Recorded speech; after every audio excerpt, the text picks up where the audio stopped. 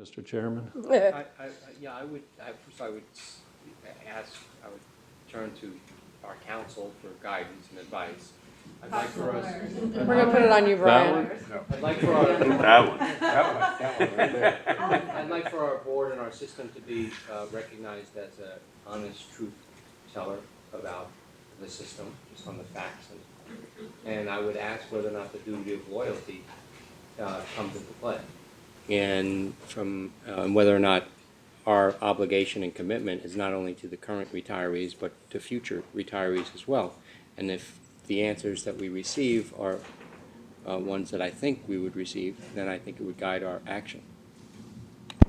Where is the intergenerational equity when we're essentially paying the cash flow to our retired members out of future members' contributions?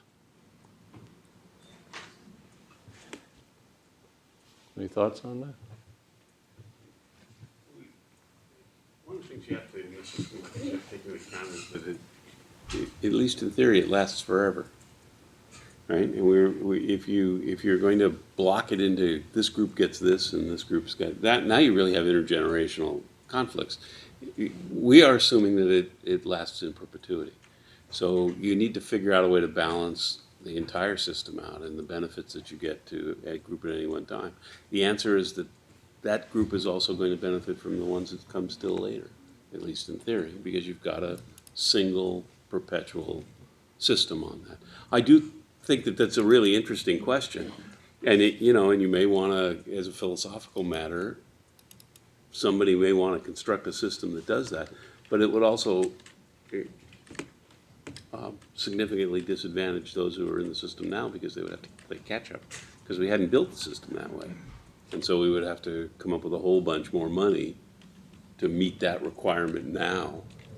And I'm not sure whether that's a good idea in the long run. That's an interesting subject.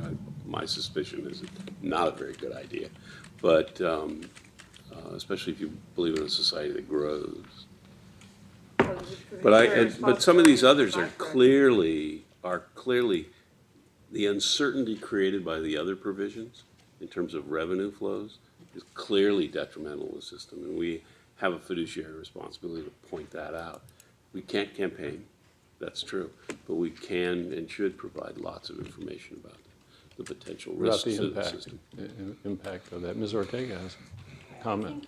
When you look at something like this, you have to be careful to not be mixing cash flow needs that you have in bringing in new revenues and the actual funding and the strength of the system that exists for the current members, and start thinking about, well, you need the new members because you need the cash flow. And your fiduciary duty is to the current members, not to some members who don't exist, who might come later. So, and that can get really tricky in a teacher system where people generally have a commitment to the profession and to the attracting people to the profession. That's different than being concerned about a change that might affect people that don't exist, because our duty is to the people that are the members now. So I think when you do the analysis, you have to be careful that you're not considering things that aren't actually who you're responsible to now. Okay. There's one other piece of this I'd like to get some views on, and that is the idea of what is our responsibility to react to employer financial distress? When they come and say, they just cry uncle, they just say, you're killing me with these contribution rates, we can't make it. Do we have an obligation to do something about that? Ms. Yee?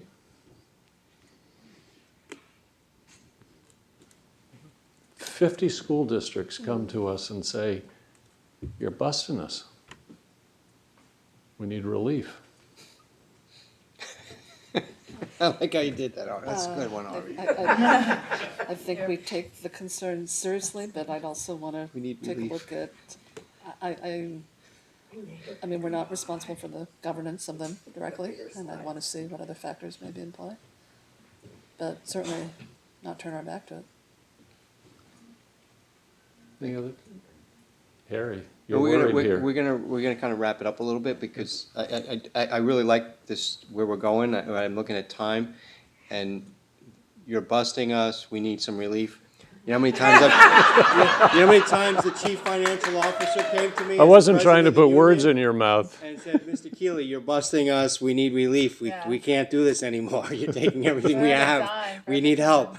Alright, so, no, I think this has been a good training and it's been a different approach to, but I think we're about an hour into it, so That's fine. So we don't have to do scenario number 3? I don't, We can save that looking for at the another hour, I time? think- is that okay? Absolutely. I mean, But if you wanna go we- another scenario, let's do another scenario, it's fine. No, go. I get No, the you sense that wanna- people want it. No, people want another scenario. Go ahead. People want to, there's a demand. We have There's a we have a demand. Go demand. ahead. Believe me.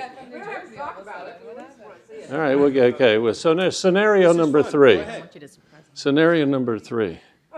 CalSTRS holds over $10 billion in 4 Fortune 100 global pharmaceutical companies that have been in a race to develop a cure for diabetes. Such a cure would save the lives of thousands of CalSTRS members and lower health costs. One company, Pharmacopoeia, has just applied for FDA approval to market its diabetes cure, which it claims has been successfully tested on volunteers in sub-Saharan countries. If approved, the shares of the other competing pharmaceutical companies are sure to plummet, because they are at least 3 years away from developing competing cures. Meanwhile, you read in the Wall Street Journal that Pharmacopoeia may have bribed an FDA official to speed up the approval process. And on top of that, a National Labor Council reports that Pharmacopoeia has been secretly funding signature gathering operations for ballot initiatives aimed at undermining defined benefit pension plans in 3 Western states. Finally, the California legislature is considering developing a bill requiring CalSTRS to divest from any company that has conducted drug testing in underdeveloped countries. The board is considering what to do, if anything, about its holdings in the pharmaceutical companies. So what would you do? Could we just assume that we're talking about like a small amount of money, like only $200 million? Yes. Fine. Okay, yes, that was definitely an overly Because ambitious the dollar amount. diversification thing just wrecks it, Went right out the window, right? Okay. makes it too easy. All right, we got 100 million, how about that, in 4 companies? So, Ms. Hendricks, we have some headline risk to deal with here. Do we care? I mean, I think this is scenarios that we're familiar with, I guess, you know. I think the challenge always is, and I think it's certainly a live example. You prudently gave us very live examples, I think, in our scenarios that are but I do think the challenge for us is to ask the first question, which is, you know, I think we tend to react to headlines, and I think our job is really to say, what's our fiduciary duty in this particular situation? How much, I guess we're saying we have $100 million, is that what, in the 4 companies? Pick a number. Whatever it is, A lot of money. yeah. A lot of money, but one of them's looks like they're gonna be a clear winner. Now, they may have stepped on a few toes to get there, or a few laws. But what the heck, they're gonna make you a lot of money. Yeah. Paul? So I think this raises the question that we often presume to have an answer to, which is investing in good companies is the way to make money over the long run. Because here's an opportunity where investing in what looks like a pretty bad bunch of people might make us a lot of money.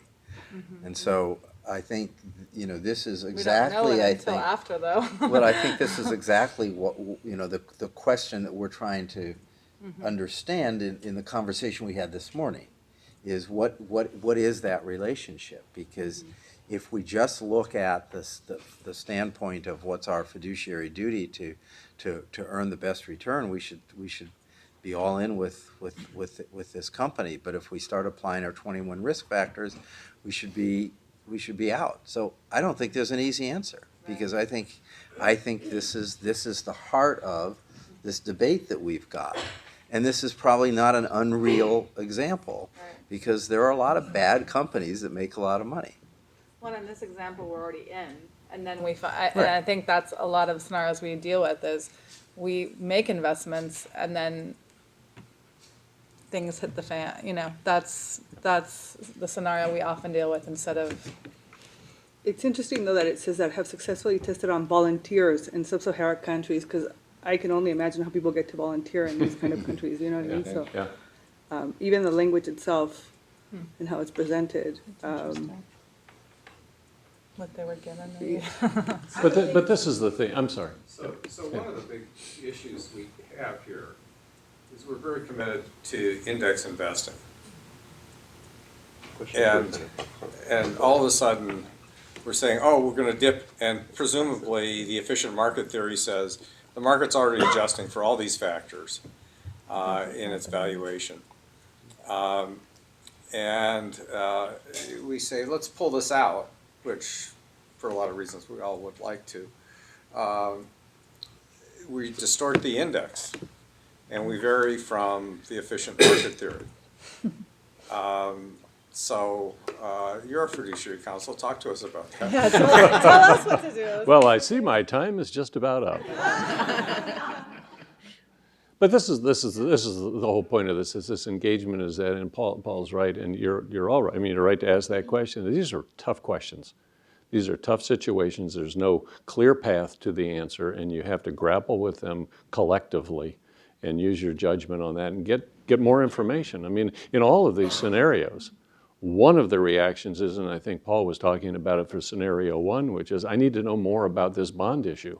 I don't have enough to go on here. Maybe it works, maybe it doesn't work, maybe I can condition it, as Rich says, you know, maybe we can negotiate a better deal, get a better rating, get a lower price or something. So part of it is the process to go through and find out what really is going on in these situations and then wrestle with them, because there are no simple answers to these issues. That's why it's pretty hard to steer that ship straight from time to time, because you're getting smacked around side to side.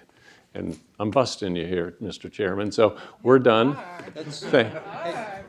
Thank you for the time, letting us approach this with you. This is chapter 1.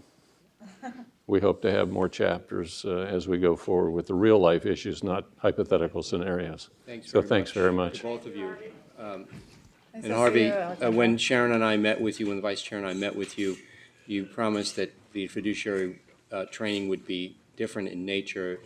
You delivered, and we've also asked you to provide the board with highlights as to the fiduciary issues that are before us before each, and you did that quite well in an email communication. So you're off to a good start. Thank you very much. Thanks very much. Thanks, Alexandra.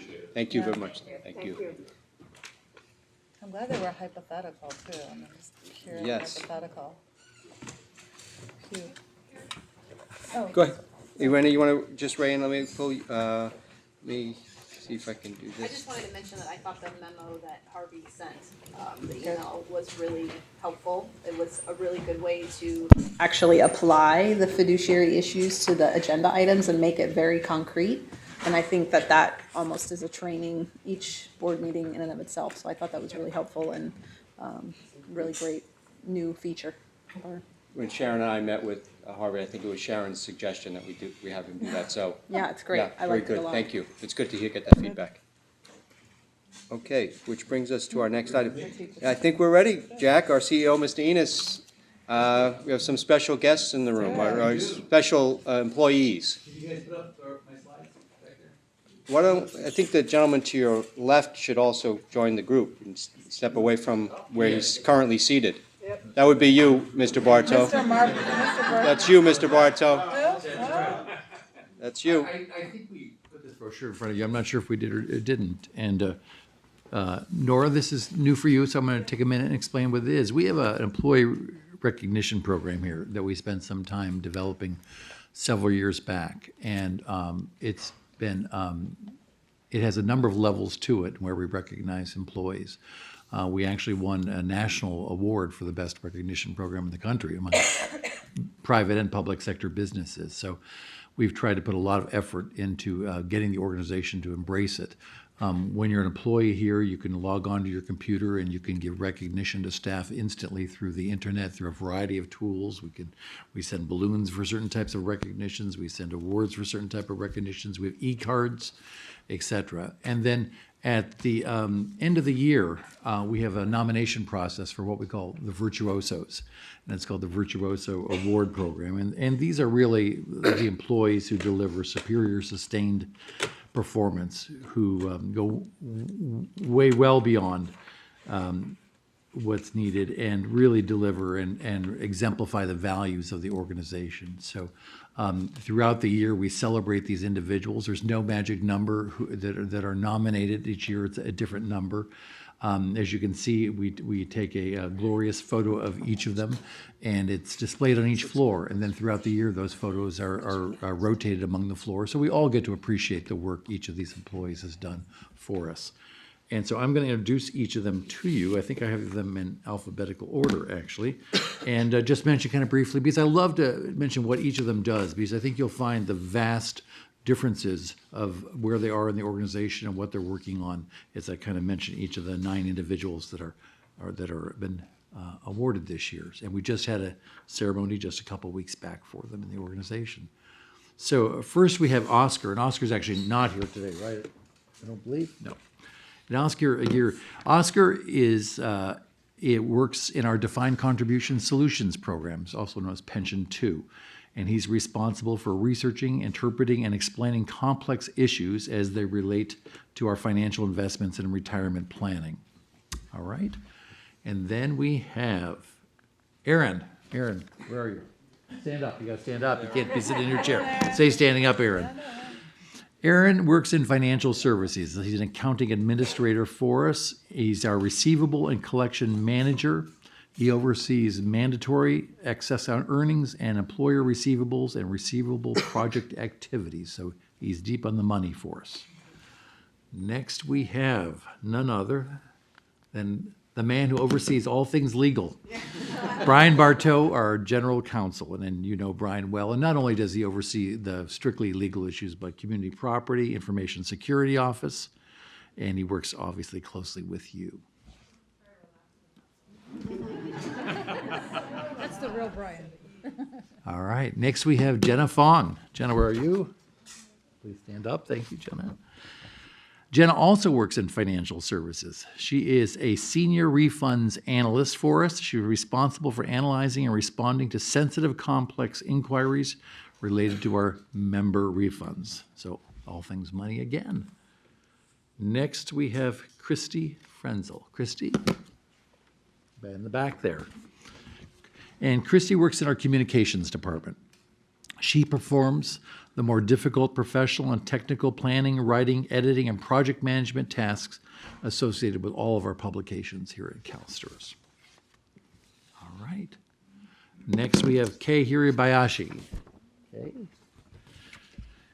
Kei is responsible, and she works in client outreach and guidance. And Kei is responsible for leading various managers that oversee our systems and program support for all of our client outreach and guidance activities.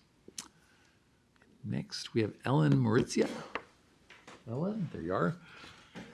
Ellen works in our government relations section, and she particularly has taken on new responsibilities this past year. Now that you're doing as a board some regulation development, Ellen really oversees all of that for us within government relations.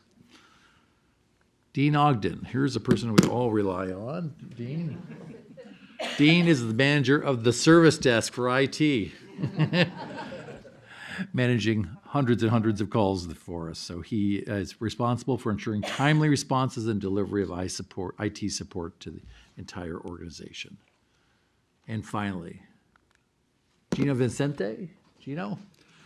I realize I actually don't know what this term here is when reading this, but maybe you all know. He works at our client technology services area, where he's responsible for third-level hardware.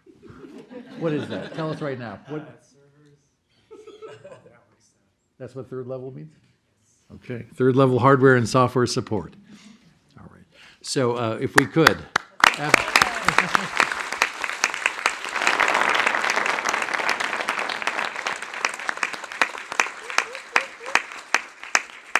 is our favorite part of the year, is recognizing our virtuosos. Quickly, congratulations to everybody at CalSTRS that had the vision to start this program. great people make a difference. Great people is what makes organizations terrific. And the fact that you take time to recognize outstanding employees at CalSTRS, regardless of their title or position, they're all part of the team, the family. We're grateful to the work that they do and grateful that you take time to recognize these individuals each year. So thank you very much. Thank you. Back to you, Jack.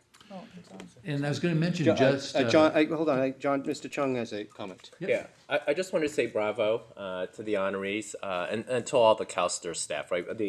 I just think as a board, we don't have the opportunity, well, we have the opportunity, but we just don't say thank you enough. Yeah. So thank you to, as I pointed out, the honorees, but to all CalSTRS staff for the wonderful work. And then I love the fact that you did the orange brochure. I just think it's fantastic to highlight it, right? And you have action pictures because frankly, that's what it's about. And so whoever's Their arms are moving. It's Yeah. like they're working right, hard. they're like this, right? They all have an angle, which is good. But I just like that step above what we've done before to feature the terrific people we have here. Well, the organization of that is, again, part of our communications department, which we highlighted in the report for you, just how many different activities they do here. And part of that is putting that together for us, the publication. I did want to mention, and I'm going to ask them to stand up in a minute, when we have key changes in our management here that obviously affect important parts of the organization, I want to make sure you're aware of those. And again, Nora, you'll learn more about our succession planning here. We live it and breathe it and have a professional development program here for our leadership team. So there will be changes, but we're not in any kind of panic mode, actually. We've got some very skilled people. And to that point, I'm going to start out by, again, recognizing Andrew Roth right behind me here. Andrew, stand up so everyone in the audience knows you too. And obviously, Peggy Plettis not here after 35 years or whatever it was. I forgot, how many years? 27 years, and she is now enjoying vacation. But Andrew oversees, obviously, the largest part of CalSTRS, and it is under his responsibilities where the rubber hits the road, where our customer service is delivered to our members. So Andrew came out of managing our service, our client outreach and guidance area, and has a background in a variety of areas from legislative affairs to communications to financial planning. So he brings a broad set of what I would say public-oriented skills to the table for this. Also, we did have a lot of competition for the job. I will tell you, we had 4 stellar candidates. So we spent a lot of time interviewing, evaluating them, doing an assessment. But I was very proud that we had a very strong talent pipeline here in the organization. And unfortunately, we didn't have 4 jobs this time, but we really had amazing candidates for this position. And Andrew was chosen for it. We're very excited about him leading this area.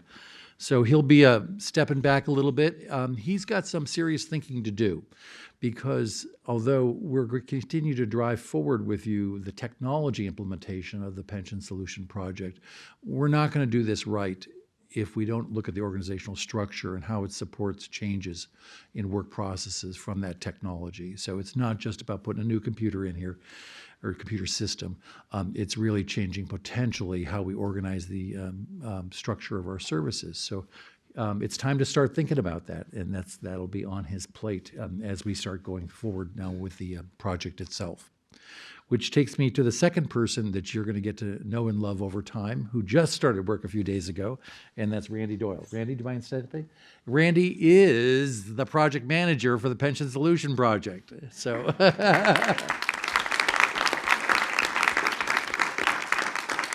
so he looks calm, and that's good. That was one of our criteria for the job. But Randy's had a long career in technology initiatives, including some duty at CalPERS. So he's been inside the pension world and is ready to take this on as we really get going in the month of July. So we're excited. You've been on the job how long?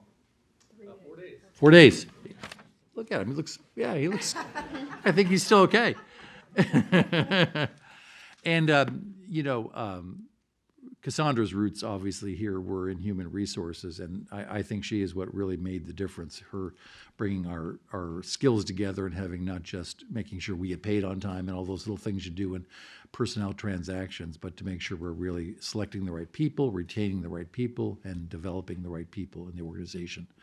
So we've tried to make HR a very important part of the organization, and unfortunately, that's just not the case in a lot of state agencies. It just is not always a vibrant, effective, supportive part of organizations, and people complain all the time about human resources in many parts of the state, and we don't here, because really we've done, I really believe, a spectacular job.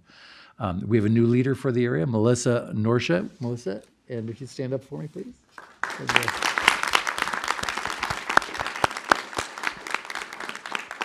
And Melissa was promoted from within the organization. She's been working, you started on the EEO side for us, didn't you, if I remember, when you first started? 2009. And she's been doing executive comp, and she'll be actually now your support person for the board committee around compensation. So we're great. Thanks, Melissa. And we'll continue on as we face those baby boom retirements. So I'm sure there's more in the pipeline somewhere there. The last thing we're going to do with you, just on the more serious side, we'll just take a few minutes, because you've been reading press clippings, but I think it's important we just take a few minutes and just profile the theoretical ballot initiative that was announced last week, that is potentially going for titling now at the Attorney General's office. But because you're going to hear so much about it, I think we want to make sure that at least you get a few minutes today, and of course we'll start some serious analysis of it. So Ed's going to do that. Do you have slides or just talking? Okay. So, yeah, I just want to sort of highlight some of the provisions of the bill, of the measure, and also talk a little bit about the timelines that it's under.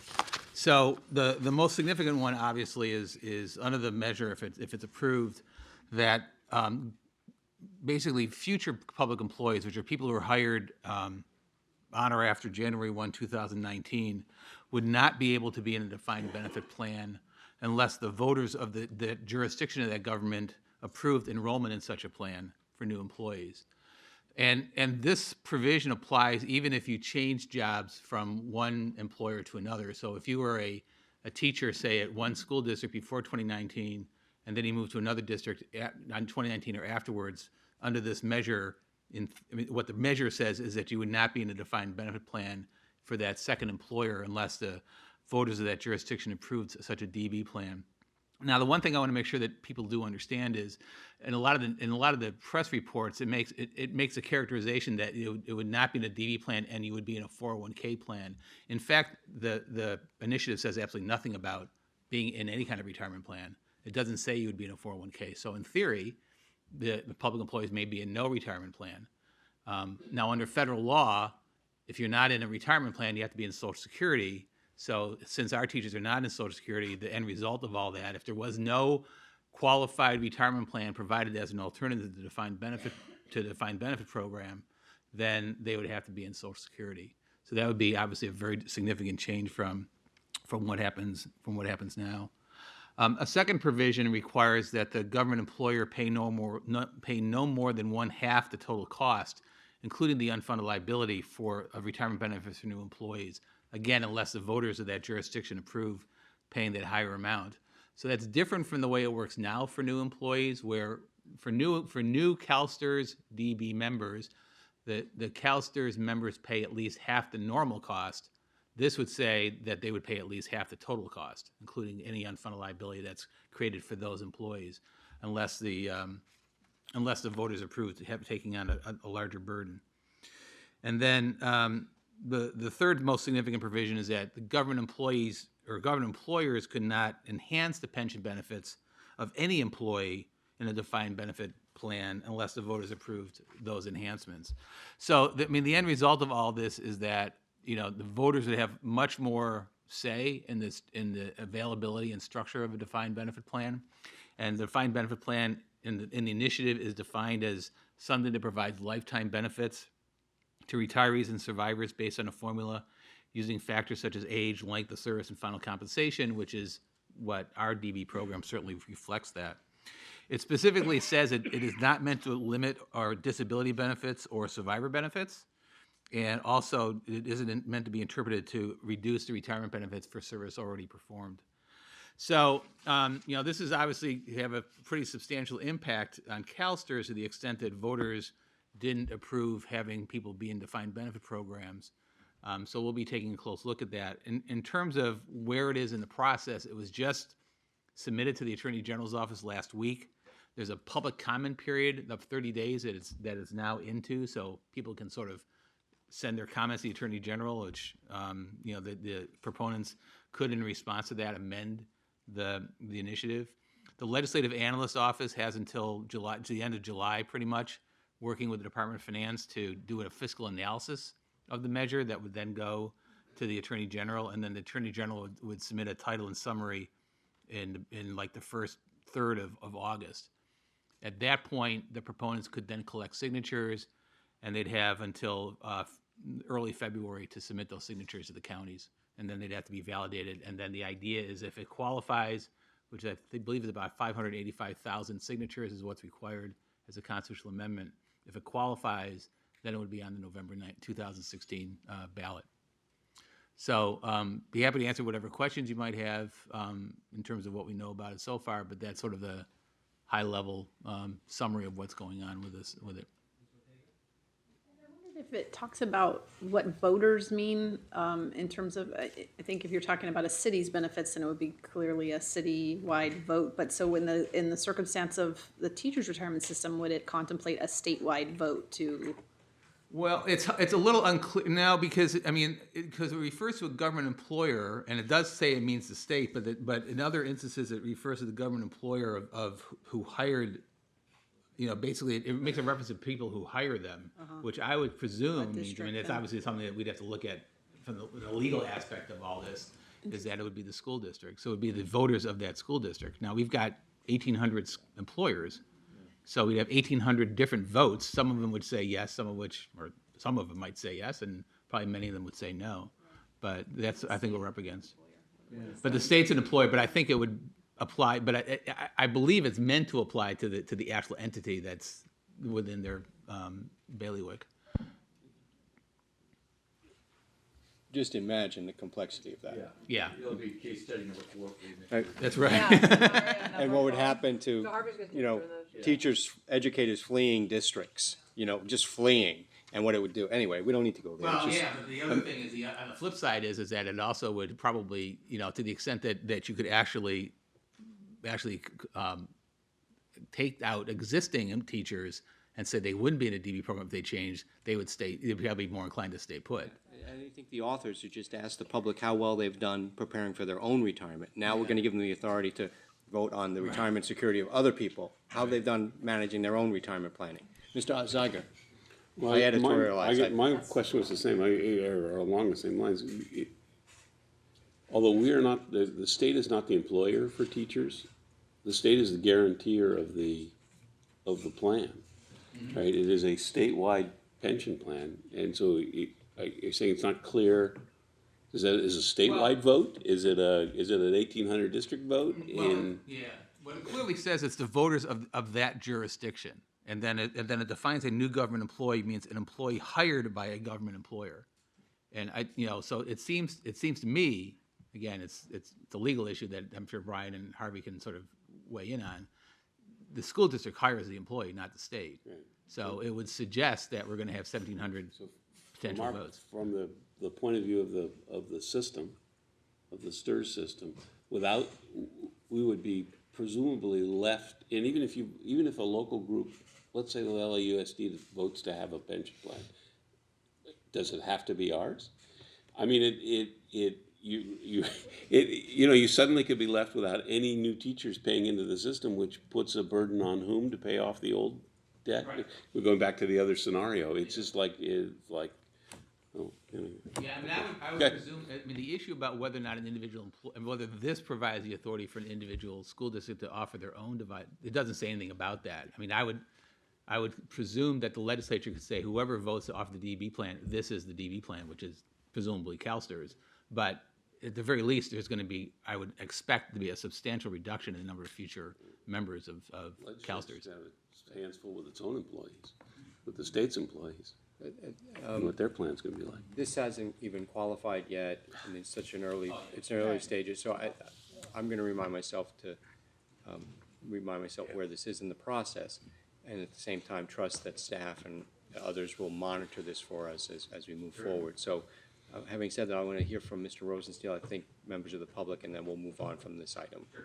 It's a highly emotional issue. One more question, Ed. So I think there's a provision in there that effectively says if an employer leaves the system, they can't increase the contributions necessary to meet the obligations that have already been accrued, right? So getting to the, I guess, the concern that a lot of employers that have participated in CalPERS have had, that if they want to leave, all of a sudden they've got to pay a huge. So, I mean, that really seems to leave us in an impossible way, though, to meet our fiduciary obligations to the people in the system. I mean. Well, there's no mechanism under current law for any sort of termination of your participation in the plan. So this is really more of a CalPERS issue than it is for us. I mean, if this initiative were to pass and I mean, we are a single plan. We're not individual plans like CalPERS is.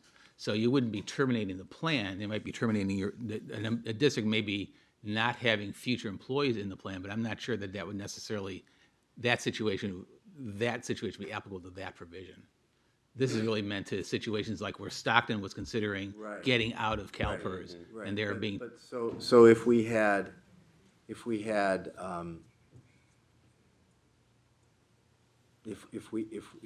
some districts that would, under this, stop providing a defined benefit plan to their future employees and others that stayed in. Right.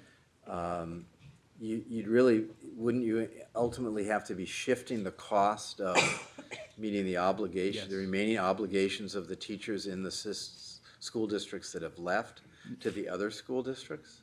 Well, the school districts themselves don't leave. But they're not feeding as many members because they've still got their existing employees. Right. So the total cost would. It would clearly have an impact on the funding of the plan. Absolutely. I mean, it's very complicated, but I mean, Yes. it has some of that same impact. Absolutely. That CalPERS tries to address, and yet it would tell us that we can't do anything to address it. Right. Although, yes. But, I mean, it absolutely has a significant, to the extent that a substantial reduction in the future membership of CalSTRS has a substantial impact on the funding plan that was just enacted, because the contribution rates there are limits to what the contribution rate can be, and now we're going to have a much smaller future payroll to apply those contribution rates. Thanks. Did members of the public want to? Okay, we're gonna break, take a 10-minute break. Do you want to address it at this point before we go to break? Your preference, Ms. Ellis. Do you want to do that now, or do you want to do it at the item? It's actually more of a general comment, but I just. So why don't you? Jack is finished with his Yeah, report. Jack. I don't know if Jack is done. I do hope you look through the communication statistics in the report. A day does not pass that we have something going on with our communications department. Our business has just gotten so activity focused of things that we have to do. And you can see from all the social media statistics we gave you just how this grows and grows and grows, the communication around the system. So we've got a great staff, and they won a lot of awards for what they do, and it's a wonderful operation. I'm glad you brought it up. I had one question about it, and that is, what percentage of the traffic involves CalSTRS members? It depends what vehicle we're talking Yeah. about. Of course, on the Facebook side, that's going to be almost entirely, I would say, CalSTRS member traffic. On the Twitter feeding, as I've looked at it, it's not. It's predominantly the business tweeters. The business tweeters. So I mean, it really varies by tool when I've looked through it. And I didn't know if anyone back here from communications has different view. But as I've looked through I think it's two very different audiences. Yeah, Interesting. Yeah, I mean, one is where we're gathering political intelligence, and another is a part where we're providing service to our members. Actually, people ask questions on Facebook that we catch and we answer about the benefit structure and all kinds of things, which surprised me, but that's how comfortable people are with that community. Ms. Hendricks? I think you kind of answered my, You're good? I'm good. Okay. Yep. So with that, I'll turn it over to Ms. Ellis, and then I think Ms. Baker will address us, and then we're going to take a 10-minute break. Ms. Ellis, just Ms. Ellis, okay. Maggie Ellis, Chair of CTA Retirement Committee. I just want to tag on to something that Treasurer Chung mentioned about we have great staff. And I say we because every time I talk about CalSTRS, I think I'm part of this organization, and my relationship here with you guys just reinforces that. We have great staff, we have great relationships, but to have those two things, we have to have great communication. And I want to thank Jack, particularly this last month. We've gotten a lot of emails about articles dealing with divestment, and Jack knows that at Council we deal with divestment all the time from members on different venues of things that we want to divest from. And so the education piece that Jack provides us is very powerful and really enables us as liaisons to go back and communicate with people of CalSTRS perspective, our perspective, and how we come together. The last year has been real difficult because of new regs with credible comp. It's been a new experience, and I want to also thank Ed because with his leadership, we had a nice powwow yesterday and came to some understanding, and it was very similar to what the board experienced this morning in discussing sustainability. We come from different perspectives, different backgrounds. We're using different lingo. We come with education speak, you come with CalSTRS speak. We all have our different viewpoints of what we're talking about. And unless we have really dedicated conversations about topics, we tend to go like this or go like this. And so the more that we can have conversation from the very beginning when something starts, I think the more powerful relationship we have and the better product that we have. The staff here has done a great job of educating us. We're trying to mirror that with educating about what it's like in a school district, the reality of our dysfunction. I hate to admit it, but with 1,800 school districts, we got a lot of different contracts, a lot of different lingo, a lot of different applications of how things happen on the ground. So that communication is just a key part of that, and I just want to thank and recognize that we are trying to reinforce that again with a lot of new staff. It's important to model that and carry that forward so that we don't go through some of that uncomfortable feeling. And sometimes uncomfortable is good because then we realize how we need to be better. So I want to thank the board for the conversation this morning. It was very powerful. We want to be a part of that conversation. And I know so that workshop became very formal. And I'm just wondering if there might be an opportunity to have other workshops where we're all sitting at the table together and having comment together instead of waiting for a public comment later on. Because I kind of think that maybe sometimes if we jump in, and I don't want to overstep our boundaries, but sometimes if we jump in earlier, it could put a different perspective on the board's conversation. And so I just like to put that out as a thought, because we do want to be partners in conversation and work together dealing with the politics, especially with the upcoming initiative. We're going to have to really work together. So thank you for your hard conversations. We are definitely not shy of having those hard conversations, but we want to do it together so that we are united in the public and not seen as in opposition. So thank you. Maggie, thank you for your comments and for who you are. I think it's important to articulate the role that you play. I think for those of us who are in this position as elected teachers, we know the role that you play. I don't think everybody else does, so I'm going to quickly state it. Maggie chairs the retirement committee for the California Teachers Association. So she's chairing a committee in which she's been elected to represent the California Teachers Association with about 40 members. Those 40 members then are leaders within their community who then report back to thousands of teachers. So within that pipeline and with that organization, you are a critical voice, and you're a person that's in the trenches doing the work every day. And you are a leader, you're powerful, you're important, you're significant, and you remind us of why we do what we do. But the role that you play in this state relative to retirement for California's educators, in particular within the California Teachers Association, is critically important. So our relationship with you as a board and as a staff with you is important to continue to improve and grow upon. And what you bring to us is essential. So I think it's important for everyone in the room to know exactly who you are and the role that you play. Some of us know, but there's a lot of detail. That structure's very complicated, but it trickles all the way out across the state. So thank you, Maggie. Okay, we'll take a break for 10 minutes. Very good. We'll come back at 3:15.